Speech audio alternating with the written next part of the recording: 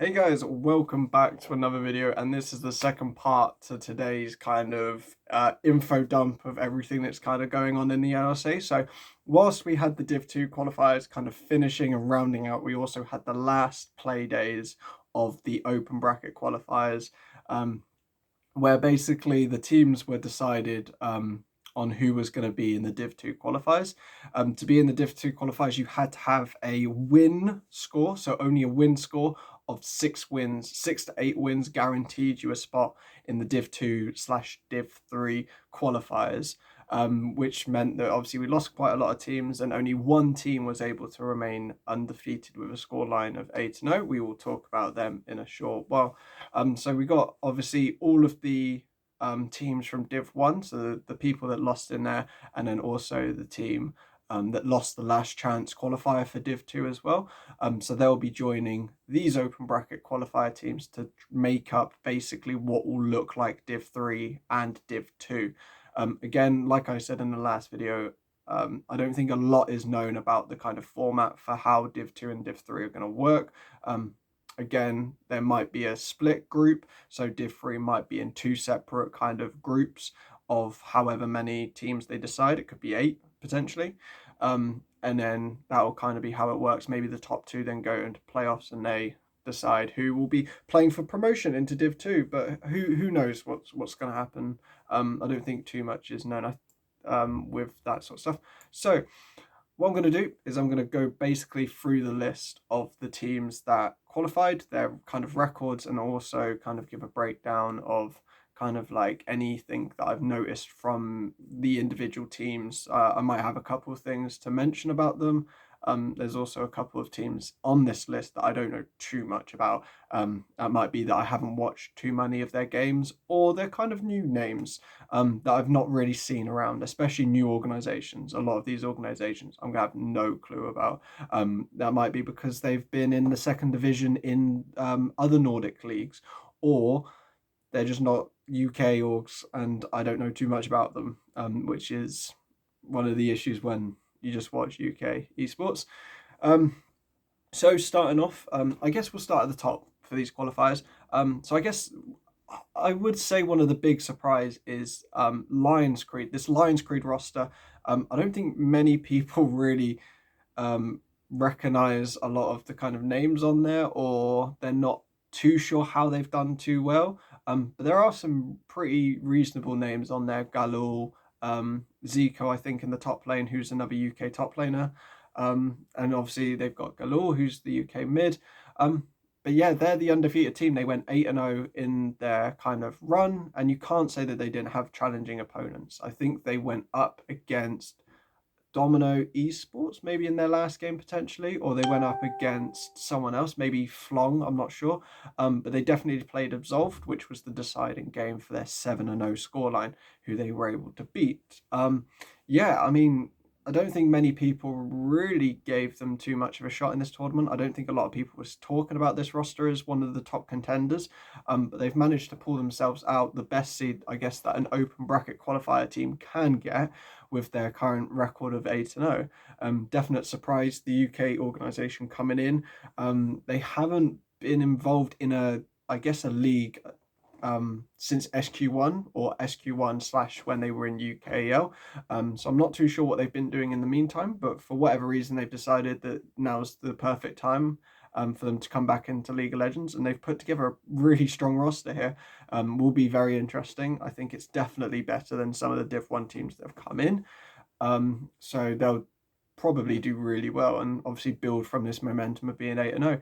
Moving on, we've got 3 teams that are 7-1, and it's quite nice because they're 3 different regional teams. So we've got Domino Esports, who are 7-1, APE Esports, and Verdant. So we've got the Norwegian Domino Esports, we've got the Swedish APE Esports, and we've also got Verdant, who are the UK. So they're from the UK.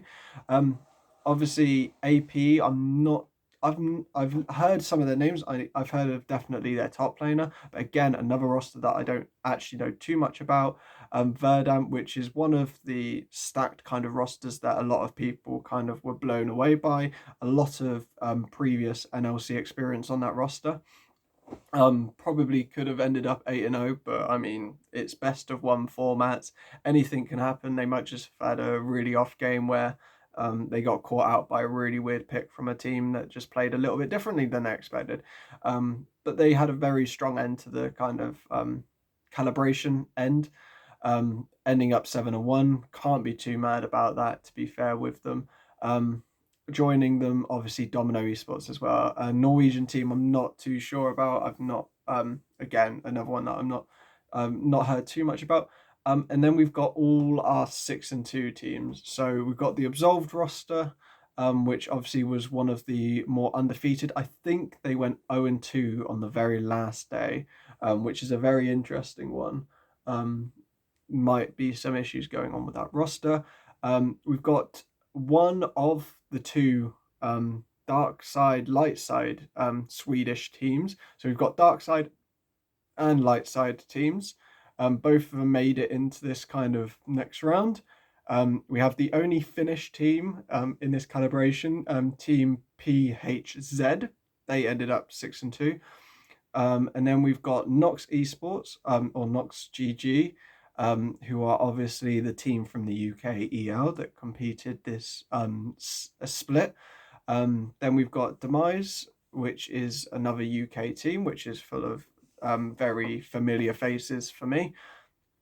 Then we've got ESP Main, so one of the ESP teams, so the rest didn't make it, but ESP Main did.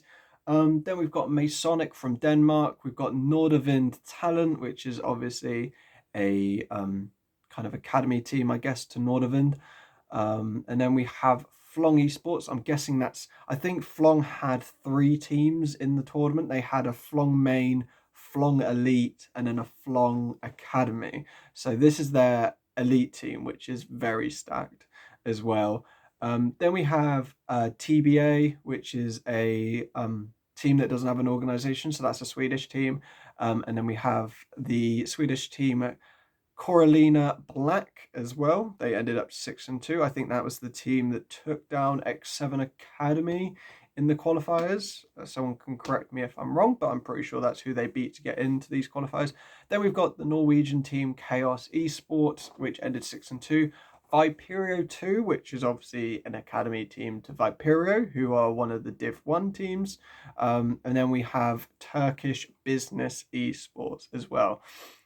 So that's all of the 6-2 teams basically there. How the seeding will work. So the way that it's kind of expected, this is only expectation, this is obviously not confirmed, is that Dusty will be the top seed as they obviously battled up against Resolve for the last chance qualifiers directly into Div 2. They are the losers from that. They lost 3-2 last night. So they will most likely be the top seed for this tournament.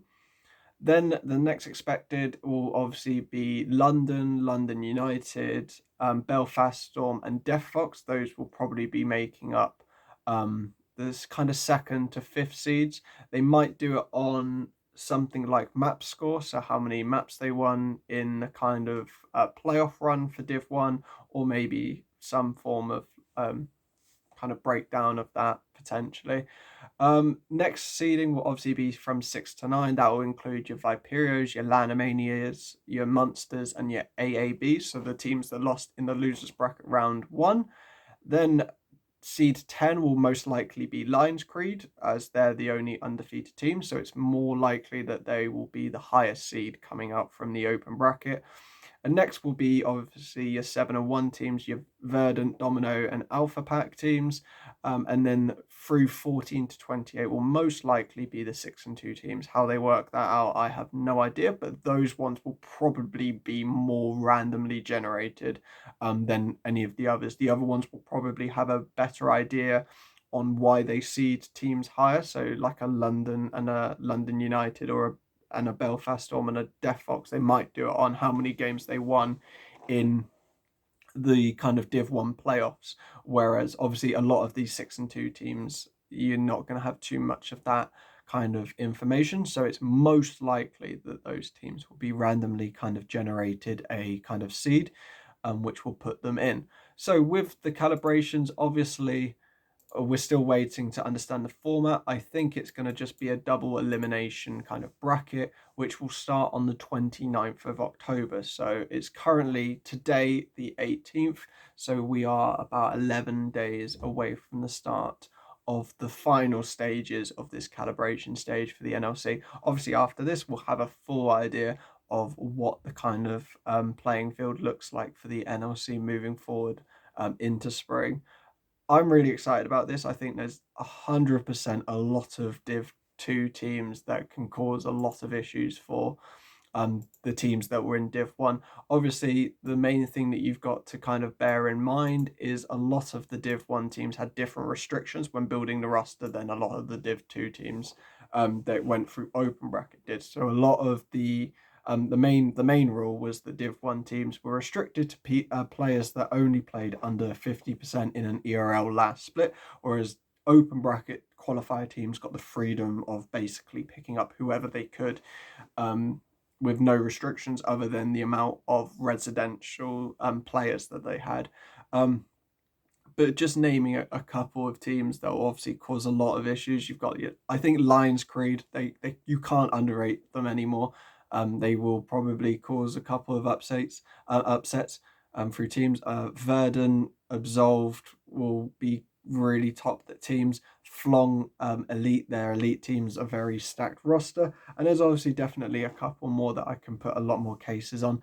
And there's definitely a lot of Div 1 qualifier teams that I don't think will do so well in this kind of a format. I think they're definitely going to struggle, and I think that we can be definitely looking at a lot of these Div 1 qualified teams with the restrictions that they had when building a roster find themselves in Div 3, which is obviously not technically their fault, but it is based on roster building and stuff like that. And also the teams haven't looked amazing in Div 1 qualifiers. Obviously, it's a little bit harder to kind of compare, but I think there was definitely a big gap, a big gap between the better Div 1 teams and the bottom of Div 1 teams kind of in those playoffs and group stages.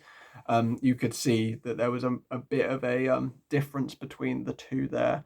So yeah, definitely going to be interesting to see how they decide to format this, and also what our first kind of round of matchups will be. Hopefully it will be live streamed as well. A lot of these open bracket kind of games have been live streamed, which has been really nice to watch. New and exciting teams kind of being put together, and a lot of new faces that I didn't ever know before popping off and making a name for themselves through this tournament, which is what this tournament is aimed to do. It's aimed to give viewers an idea of kind of some of the talent that's around the Nordics, which is a massive shame with the Div 1 qualifiers because we didn't have that. We had no live streams other than POVs of any of the games, even the big deciding games that everyone wanted to watch. None of it was live streamed, but these games have been, which has been really nice to see. And it's new faces, it's new organizations coming into the scene that have been performing really well, and to put them up against teams that have a bit more of a name. So like the Div 1 teams, those teams have got better kind of names in them, and also the kind of organizations are a little bit better known.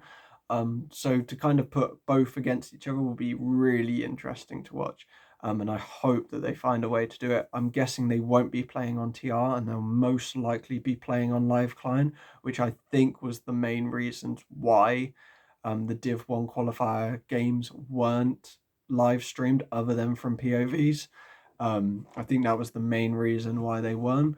But hopefully it means that we can watch these Div 2 and Div 3 qualifier games, and they should be absolute bangers. But yeah, that's it. Until we know any more information about, especially how the Div 3 will work, because I think that's the one that is going to catch a lot of people out with its double group format, which they're most likely having to take because of the amount of teams that are now in this stage. They've got to fit 28 teams in some way or fashion of getting them into two divisions, whether they split a division up into two teams. I heard maybe 10 in 2 or something, or 8 into 2, and then 2 groups of 10, but who knows what's going to happen. They're going to have to find a way of doing it, definitely. But yeah, I hope that's given people a kind of limelight into what's been happening with the open bracket. Obviously, because there's so many games, I can't go into too much detail about every single roster or every single kind of pathway into this kind of stage. I'd like to potentially do that once we know who's in each league. Um, that would probably be the better way of doing it, because then I can kind of go step by step and team by team, really, rather than trying to get through 28 individual rosters and stuff like that. And it's a lot of games, 8 games in each team, that kind of stuff. It's very, very long-winded. So this is a probably easier way of doing it. But if that's something that people do want when we start getting an idea of who's in Div 2 and who's in Div 3, then I will definitely look into doing it, and maybe we can have some interviews with people from each team about their journey through these qualifiers. But as always, thank you so much for watching. A lot of people have given me a lot of feedback and kind of praise over the last couple of days about these videos. I've really enjoyed doing them. If anyone does have any feedback or anything that they'd like to add or anything, then please just DM me. I'm looking to get better at doing this. Obviously, it's brand new for me to do. Normally, I'm just quite happy to sit in the background, manage league rosters, and let my players do interviews. So by doing content, it's definitely a very new experience for me to do. So if you're enjoying it, please let me know. If there's anything you do want me to cover in any sort of detail, then let me know as well by DMing me.